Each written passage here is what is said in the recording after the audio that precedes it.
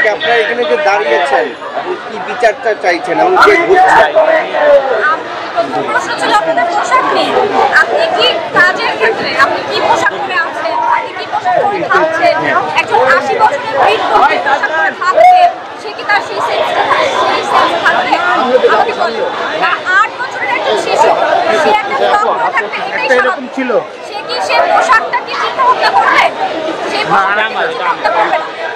পোশাকের দায়ভারটা না আমরা না দেই, আর আমরা না দেশের দায়ভারটা না দেই, বরঞ্চ আমরা নিজেরা নিজেদেরকে নিশ্চিত করি। আমরা যখন নিজেরা নিজেদেরকে নিশ্চিত করবো না, তখন কিন্তু সব কিছু করতে পারবে।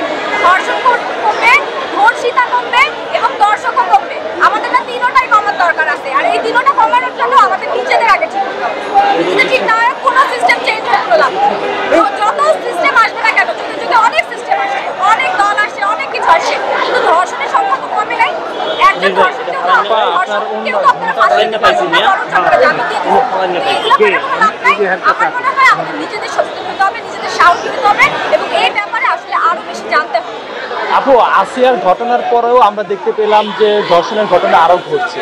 আসলে এই ঘটনাগুলো কি আসলে মানে কিভাবে হচ্ছে মানুষের সামাজিক? আপনি দেখবেন একটা জায়গায় যদি কোনো কিছুতে আগুন লাগে, পরের দিন দেখবেন আরেক জায়গায় আগুন লাগছে, তারপরের দিন দেখবেন আরেক জায়গায় আগুন লাগছে। মানে ওই জিনিসটা এক সপ্তাহ ধরে চলতে হবে। বাংলাদেশে কোনো না কোনো একটা টপিক থাকতে হবে। হ্যাঁ, টপিক না থাকলে কারো কোনো ভালো লাগে না। তো আমার কথাটা হয়েছে যে আপনি যদি এই টপিকের আশায়, আমরা যদি এই টপিকের আশায় বসে থাকি, তাহলে হবে না। আমাদের নিজেদের সচেতন হতে হবে, আমাদের নিজেদের জায়গা থেকে নিজেদের স্ট্রং হতে হবে। হ্যাঁ, এরকম আসিয়াকে আমরা দেখছি, এরকম অনেক আসিয়া আছে যাদেরকে আমরা দেখিও না, যাদের নামও আমরা জানি না, তাদের সবকিছু সহ্য করতে হয়। এই সহ্য করাটা না আমরা বন্ধ করি, এবার একটু সাহস করে বলতে শিখি। এই যে এক্ষেত্রে আমরা দেখলাম যে শ্যামলী স্কোয়ারের সামনে 60 বছর বয়সী রেন্টু নামের একজন 2জন নারীকে হেনস্থা করেছে। আপনি বলেন তাদের পোশাক নিয়ে আপনি কি বলার আছে? আপনি বলেন আপনারা যারা বারবার পোশাক নিয়ে ঠিক আছে, তাদের কি বলার আছে? একজন 80 বছরের মহিলা বা ধরেন একজন 70 বছরের মহিলার পোশাক নিয়ে আপনি কি বলবেন? তার স্তরে কি হাত দেওয়া হচ্ছে না?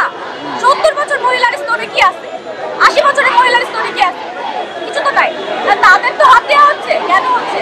আমাদের মস্তিষ্ক তো বিকৃতি হয়ে গেছে। হ্যাঁ, এই জন্য আমরা আমাদের মস্তিষ্ককে ঠিক করতে পারতেছি না। এই সরকার সিস্টেম কাউকে কোনো দায়ভার আমরা দিব না।